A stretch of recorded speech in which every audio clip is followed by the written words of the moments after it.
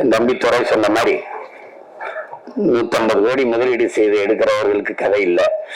1.5 கோடியில் ஆக சிறந்த படத்தை எடுப்பா. அப்படி ஒரு படைப்பாளர். சல்லியர்கள் படம் பார்த்தீங்கன்னா அவங்களுக்கு தெரியும், ரொம்ப நல்லா எடுத்துப்பா, நேர்த்தியா எடுத்துப்பாப்ல.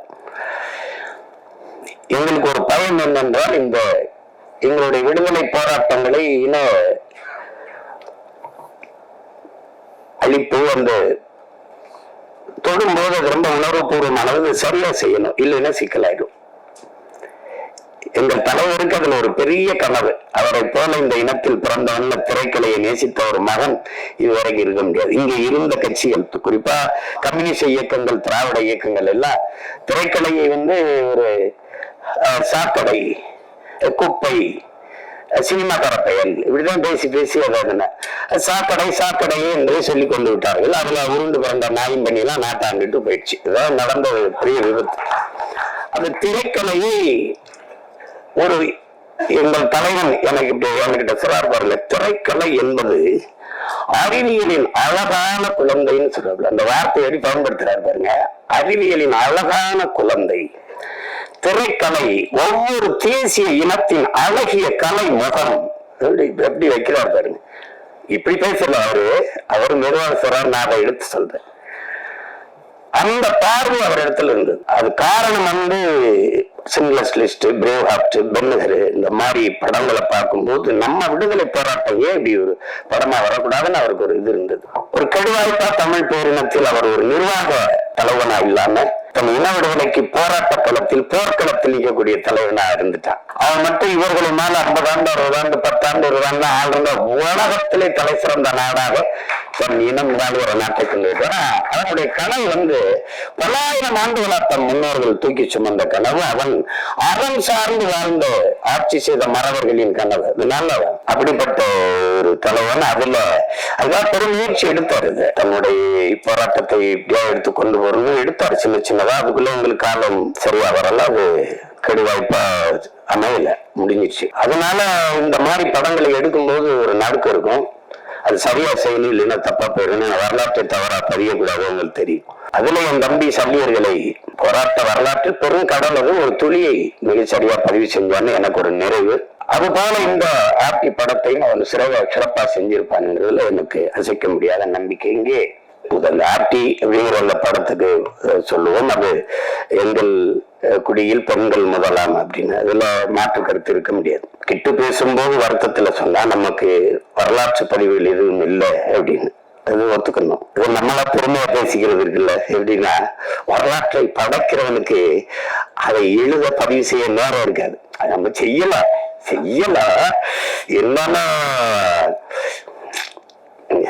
விழுந்துட்டா மீசையில மண்ணோட்டில பெரு வச்சுற மாதிரிதான். அடி எப்படி இப்படி அடிச்சாங்க, எவ்வளவு அடிச்சாலும் தாங்கின பத்தியில அது மாதிரி பேசிக்கிறதா.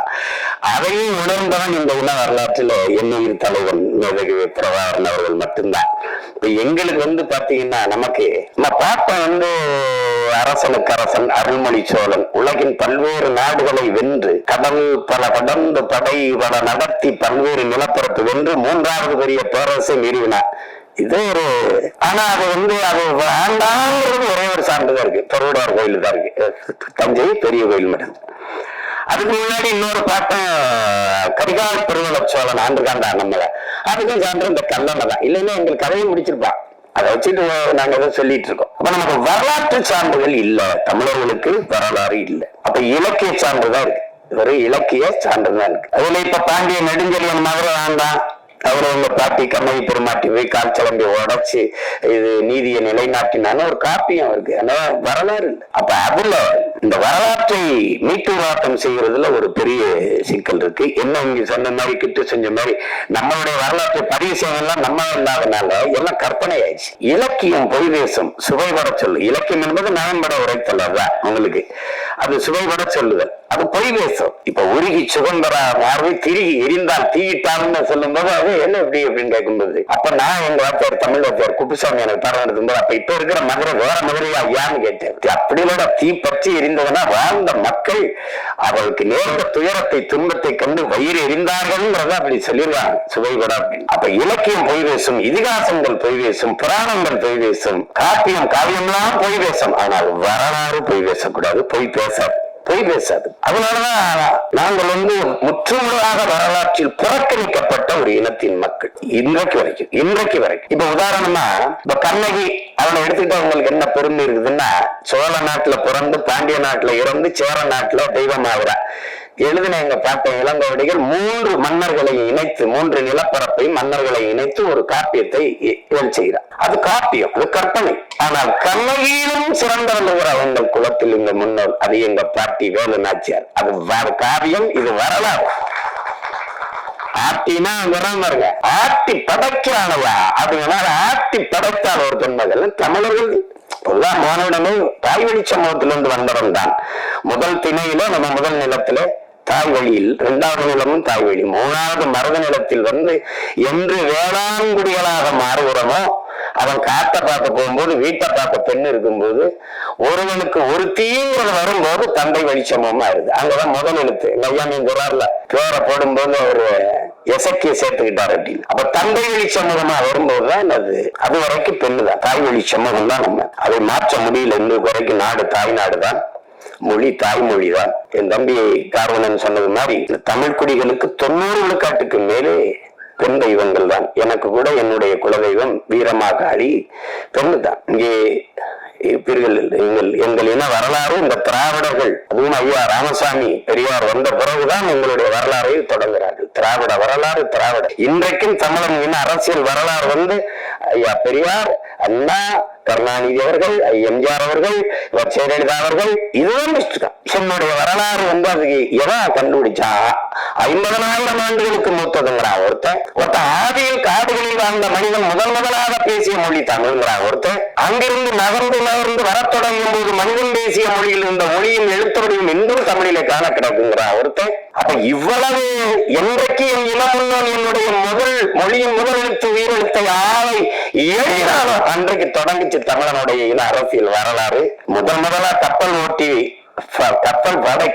ஓட்டுன கடலுக்குள்ள என் பாட்டு அரசு என்கிற 60,000 யானைகளை கொண்ட படம் வச்சிருந்திருக்கிறான். 60,000 யானைக்கு சோறு போட்டிருக்கிறான், தீனி போட்டிருக்கான், அதுக்கு பாகம் வச்சிருந்திருக்கான், வீரன் வச்சிருந்திருக்கான். அந்த யானைகளை கப்பல்ல ஏற்றி கொண்டு படம் நடத்திருக்கான். எங்கேயும் போராடல.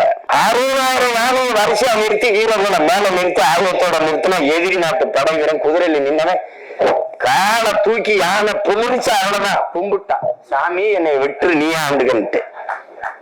உண்மையில்தான் 60,000 இந்த அவையார 1000 தோற்றத்துல ஓடிட்டான், திரையரங்கிட்டு ஓடிட்டான். தெரியுது.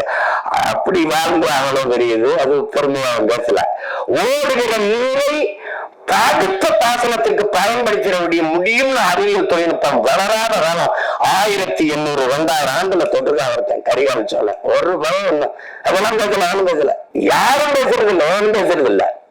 ஒரு கைந்தம் 200 ஆண்டுக்கு முன்னாடி ஒரு விதவை பெண் வெள்ளச்சேலை எடுத்து முக்காட போட்டு மூளையில உட்காந்து மூக்க சிந்திட்டு அப்படின்னு இதுதான் இருந்த நிலைமை.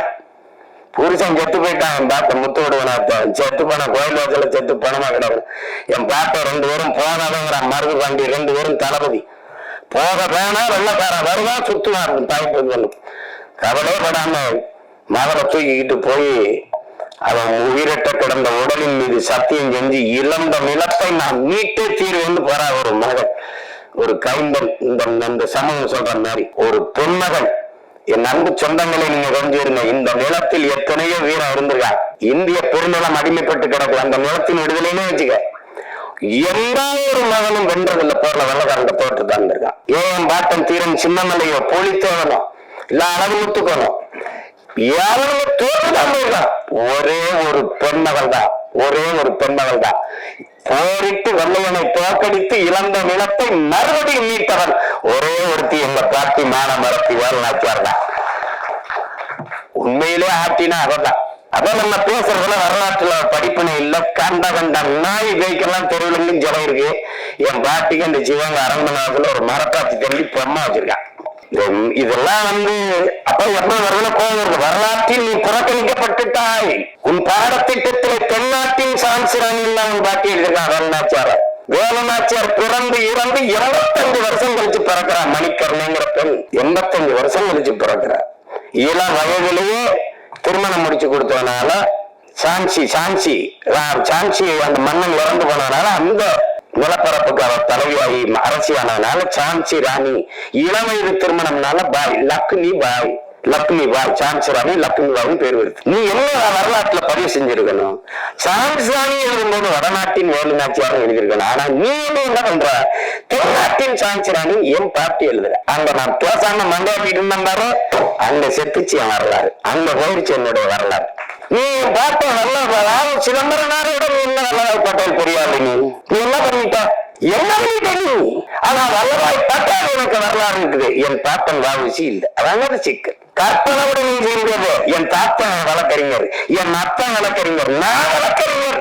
ஒரு முறை நேர்ந்தால் இன்னைக்கு 50,000, அன்னைக்கு 50,000 என் பாட்டனுக்கு ஒரு முறை வழக்கு நீதிமன்றத்தில் நேர்ந்தா அவ்வளவு செல்வந்தன் சொத்தம் மட்டும் இழந்தான் மண்ணின் விடுதலைக்கு. இந்த தமிழ் மக்களின் மானம் கப்பலாக விடக்கூடாது என்பதற்காக கப்பல் ஓட்டிய ஒரு பெருந்தமிழர், சுதேசி கப்பல். நானடா தமிழ் தேசம் பேசுறேன், அவன் தமிழ் நேசன் அப்படின்னு அன்னைக்கு இதன் நடத்தினான். அன்னைக்கு தமிழ் தேசம் தமிழ் நேசன் பத்திரிகை நடத்தினான். அவன் வரலாறு எங்க இருக்கு? எனக்கு மாடு இழுக்க திணறும் செக்க மனுஷன் இழுத்திருக்கான் இந்த மண்ணின் விடுதலைக்கு. போய் கோவை சிறையில் இருக்கு, இன்னும் அந்த சிலை நினைவா இருக்கு அந்த செக்கு.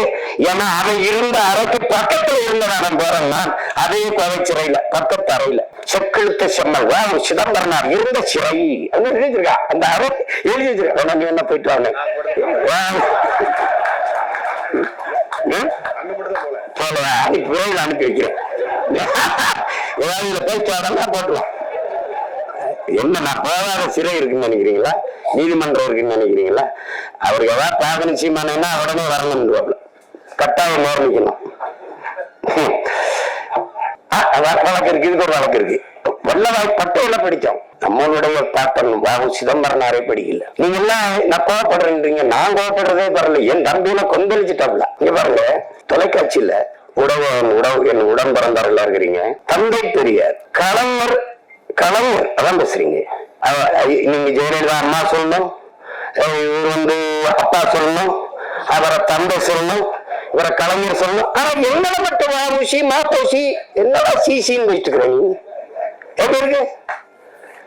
எந்த மான தமிழக வாவுசி மாப்போசி, என் சிலம்பு செல்வர் மாப்போசி, செக்கிழுத்த செம்மன் வாவுசி சொல்லும் போதாங்கல்ல. தமிழ் தென்றல் திருவிக்கா, தனித்தமிழ் அடிகளார் மறைமலை அடிகள், முத்தமிழ் காரணம் கியாப்பை விஸ்வநாதர் பேசும் போதாங்கல்ல. பேச முடியுமா? முடியாது. திரைப்படத்தை நடிச்சோன்னா தலைவர் என்ன சொல்றாரு என்ற தலைவர் என்ன சொல்ற, எங்க தலைவர் என்ன சொல்ற, திருப்புறதாகர் என்ற டேய் கழுத்தை திரிகி விடலாம்னு பார்த்துது. நீ ஏன் அவரை மேதகம் சொல்ல மாட்டியா? சொல்ல மாட்டியா? பேசுறது பாரு, நீ பேசுறது பாரு. பேச்சு நாளை கூட பேச்சு பாரு, பேச்சு எப்படி பேச்சு பாரு. தமிழர் தந்தை சீப்பாதித்தனார் சொல்ல முடியாதா? சொல்ல முடியாதா? சிந்தனை சிப்பி சிங்கார வேடர் அப்படி சொல்லியிருக்கேன். நீ எங்கேயாவது சொல்லியிருக்கியா? ஆனா இதை மட்டும் பாரு, இதை மட்டும் தமிழன் விழித்துக் கொள்ளணும்னு வச்சுக்கிறீங்க. பெரியார் தந்தையாவு, ஐயா ஸ்டாலின் அப்பாவாவு, ஜெயலலிதா அம்மாவாவு, நம்ம எல்லாம் ஜனம் என்னன்னு தெரியாண்டுரும். பெத்தப்பா அம்மா மறந்துட்டு நீதான் அம்மா பங்கிட்டு தெரிவேங்க. இப்படிதான் வரலாற்றை இழந்தோம், இப்படிதான் இழந்த. நான் தான் படிக்க வச்சேன். எப்படி நம்பின? எப்படி நம்பின? உன் இனத்தில் எத்தனை தொண்டாற்புலவர்கள், 100க்கு மேற்பட்ட தொண்டாற்புலவர்கள். நச்சினார், கிண்ணியர், அவ்வை, எத்தனை அறிவு மூதாட்டியே உன் பெண் பெருமகள் அவ்வை. பெண்களை காப்பிய நாயகளாக வச்சு பாடுகிறவன் தமிழன். சிலப்பதிகாரம், மணிமேகலை, எத்தனை காப்பியங்கள் குல தெய்வங்களாக வச்சு கும்பிட்டவன் தமிழன். நீ படிக்க வச்சா சரி. எதை? திருக்குறளை, சிலப்பதிகாரத்தை, மணிமேகலையை, சிவக சிந்தாமணியை, வளவாரதியை, குண்டலகேசியை, அங்குருவை, 18 அகநானூறுவை, புறநானூறுவை, கலித்தொகையை, கலிமுத்து பரணியை படிக்க வச்சா, கம்ப ராமாயணத்தை படிக்க வச்சா, இதெல்லாம் எவ்வளவு வேண்டா படிக்க வச்சது? பதில் வச்சிருக்கியா? பெரியார் படிக்க வச்சார் வச்சுக்க. பக்கத்துல இருந்த அறிஞர் அண்ணா WM 2 முதுகுல படிச்சாரா அண்ணாதுரை ஐயா. அதுக்கப்புறம் அவங்க அன்பழகன், நெடுஞ்செழியன், இவர்கள் 3 பேரையும் படிக்க வச்சிருக்காரு. அவருக்கு பக்கத்துல உட்கார்ந்துருந்தாங்களப்பா. ஏன் இனம் கேள்வி எழுப்பல? வரலாற்றை மறந்து விட்ட இனம் சுடுகாட்டில் இறந்து கிடக்கிற பிணங்கிற வாசிமை எங்க இருக்குது? உன்னோட எங்க பெண்ணை அடிமைப்படுத்தின? தமிழன் பல்வேறு நிலப்பரப்பை வென்றான், எந்த இனத்தையாவது அடிமைப்படுத்தி ஆண்டான். ஒரு செய்தி சபா பார்ப்போம். என் மாண்புடா, என் மாண்பு தமிழ் பேரன்பின் தாயிடா.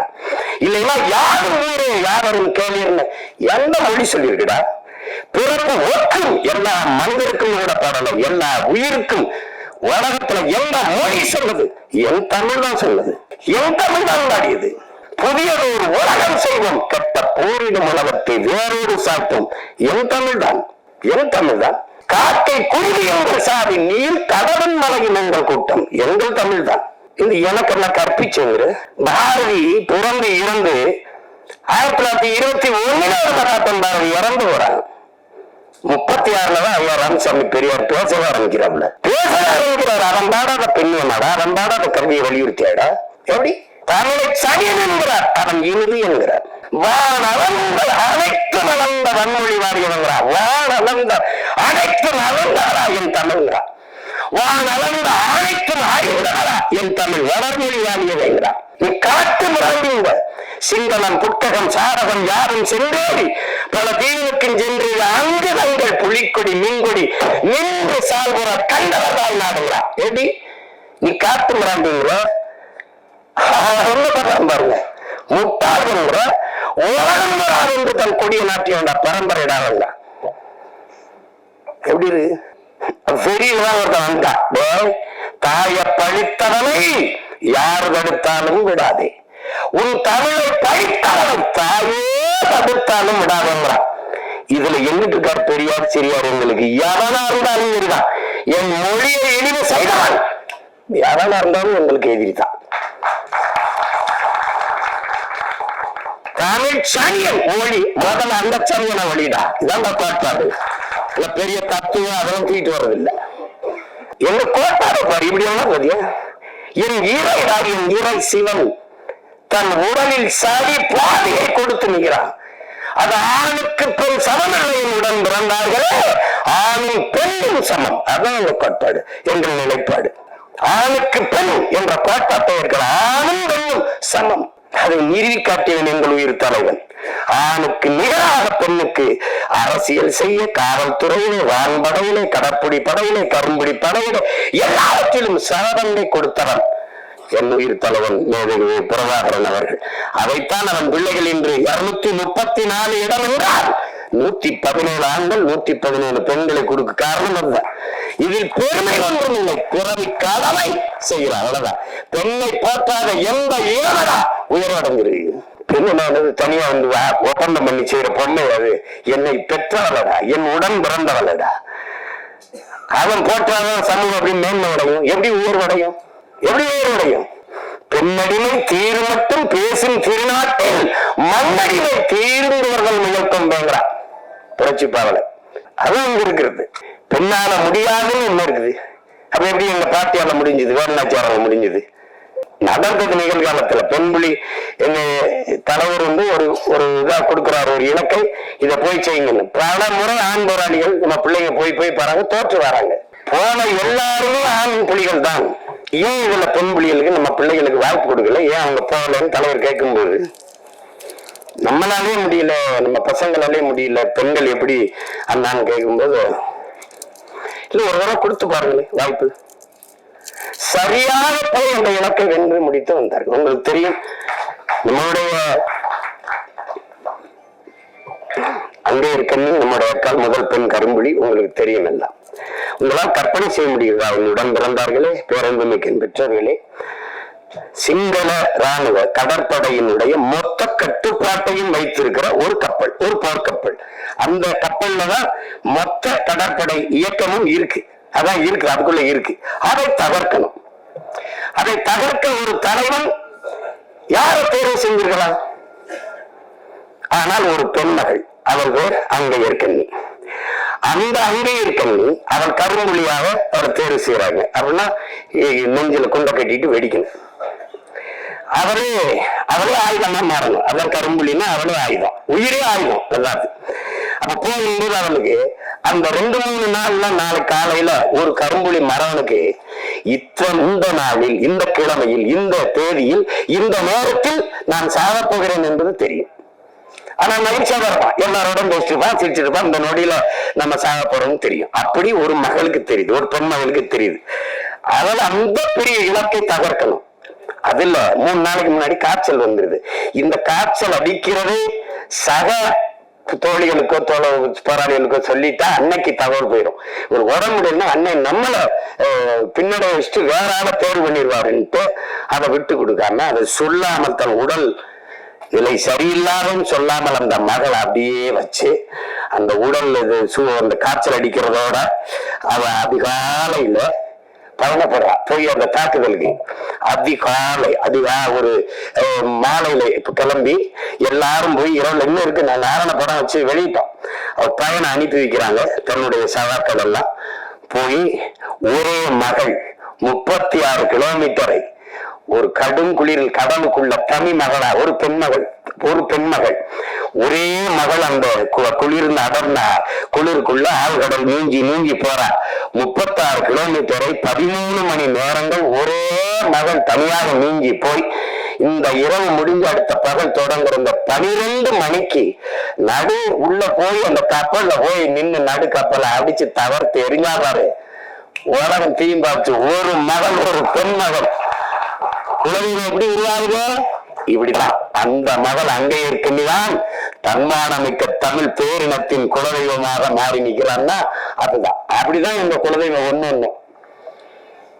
அதனால பெண்ணுனால் இது முடியாது என்று சொல்வது ரொம்ப கடினம். ரொம்ப அப்படி சொல்லிட்டு போக முடியாது.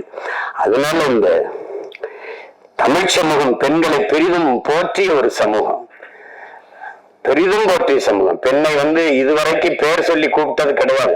அம்மா, தாயே, தெய்வமே அப்படிதான் இன்னைக்கு நம்ம வீடுகள்ல கூப்பிடுறது அப்படிதான் இருக்கு. அப்படிதான் கூப்பிடுறோம். ராசாத்தி, கண்ணு, அம்மா, என் தெய்வமே, என் தாயே அப்படிதான் கூப்பிடுவாங்க. அப்படிதான் இதுவரை நம்ம வீடுகள்ல எல்லாரும் அப்படி கூப்பிடுறது வழக்கம் இருக்கு. அது வரலாற்றில் புறக்கணிக்கப்பட்ட நிராகரிக்கப்பட்ட இனத்தின் மக்கள் ஒரு நாள் தங்களுக்கான வரலாற்றை தாங்களே எழுதுவார்கள் என்று அறிவாசான் அண்ணல் அம்பேத்கர் சொல்றார் என்றால் அது சும்மா அல்ல. அப்படி வரலாற்றில் நிராகரிக்கப்பட்ட புறக்கணிக்கப்பட்ட இனத்தின் மக்கள் எங்களுக்கான வரலாற்றை நாங்களே மீட்டுருவாக்கம் செய்கிற மறுபதிப்பு செய்கிற பணியை செய்கிறோம். அதில் ஒன்றுதான் என்னுடைய தம்பி கிட்டு போன்ற திறமைமிக்க திரைக்கலைஞர்கள் செய்து வருகிற சிறிய சிறிய முயற்சி.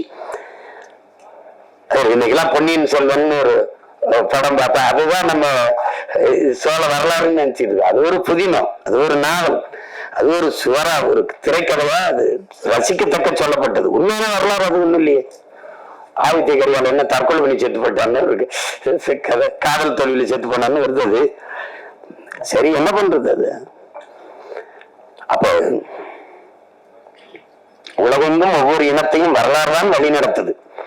அப்ப என் இன வரலாறு தான் என்னை வழி நடத்தணும். ஆனால் எனக்கு ஒன்று வரலாறு இல்லை. அப்ப அதுதான் இங்க இருக்கிற தடுமாற்றத்துக்கு காரணம். அதுதான் உங்களுக்கே தெரியும். தமிழருடைய அரசியல் வரலாறுன்னா இதுதான் இருக்குது. அதை பேச மாட்டாங்க. நீங்க அதை சொல்லவே மாட்டாங்க. ஆக பெரும் மேதைகள் அறிஞர்கள் வாழ்ந்த நிலம் இது. ஜீவானந்தம் சிங்காரோட தாண்டி இங்க வேணுமா? அயோத்திதாரசர், ரெட்டமலை சீனிவாசன், எம்.சி. ராசாவோட தலைவர்கள் உங்களுக்கு வேணுமா? இல்ல அவங்கள தலைவரை தெரியலையா? பெரும் பெரும் மேதைகள் வாழ்ந்திருக்கான் இந்த நிலத்தில். தன்னலமற்ற உண்மையும் நேர்மையுமாக இந்த மக்களுக்கு வாழ்ந்து மறந்திருக்கான்.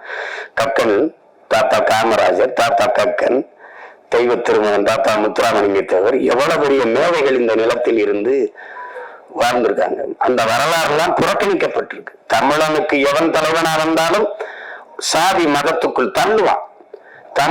எவன் தமிழன் அல்லாத எவன் வந்தாலும் அவனை அப்படியே தலைவனா ஏற்றுக்கொண்டாடுவான். இது ஒரு நோய்.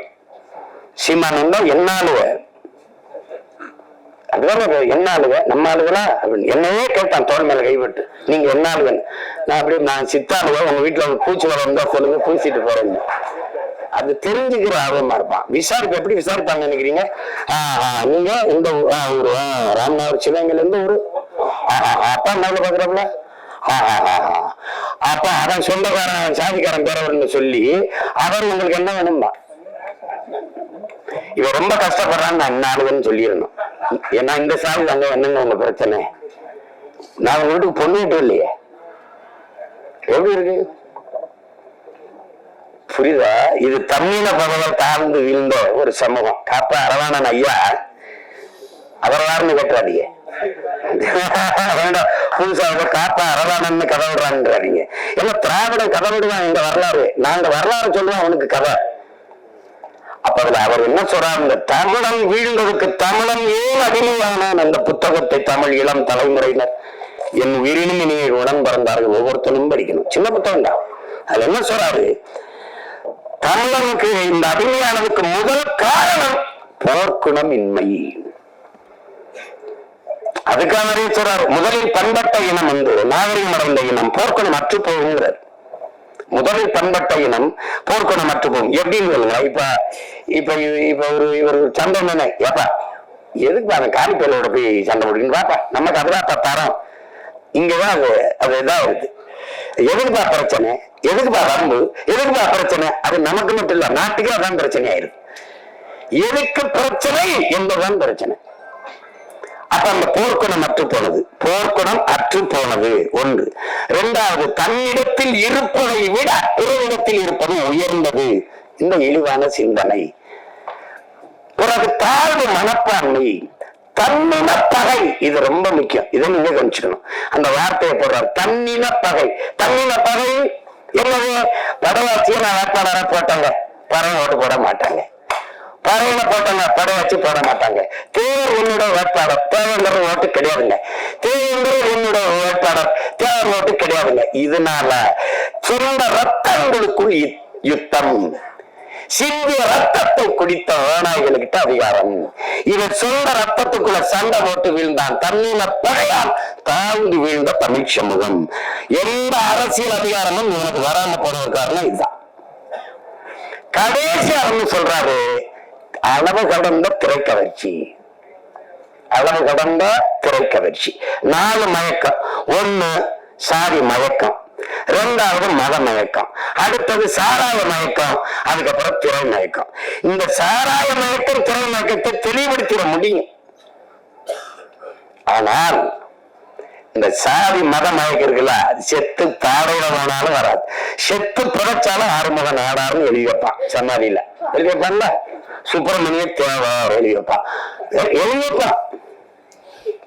என்ன சிரிக்கிறிய? பைசர் என்ன போமா சொல்லிட்டுக்கு? அததான் சொல்றாங்க, கல்லு சாராவன் குடிச்சு படுத்தா கூட படுத்து எந்திரிச்சா போக முடிஞ்சிடும்டா. இந்த சாதி மதம் செத்தாலும் கர்மம் போகாதுங்க. மற்றதெல்லாம் குடிச்சாத்தான் ஏறும், சாதி மதம் சொன்னாலே ஏறிடும்டா. இப்ப இந்த போதை இன்னொரு போதை உங்களுக்கு தெரியுது, இந்த திரை கவர்ச்சி, திரை மயக்கம். திரை மயக்கம் அது போராடத்தானது. அதுக்கப்புறம் உங்களுக்கு சாதி ஒரு அரசியல், சாதா மதம் ஒரு அரசியல். நமக்கு இருக்கிற புரிதல் என்ன, அரசியல் என்பது எல்லா உயிர்களுக்கும் நம்ம மறந்துடும். சாதி மத கடவுள் உணர்ச்சி என்பது மனிதனுக்கு மட்டுமானதுங்கிறதே நம்ம மறந்துடும். இந்த மனிதனுக்கு மட்டுமான இந்த சாதி மத கடவுள் உணர்ச்சி எல்லா உயிர்களுக்குமான அரசியலில் கலப்பதுதான் போராடத்தான் இருக்குது.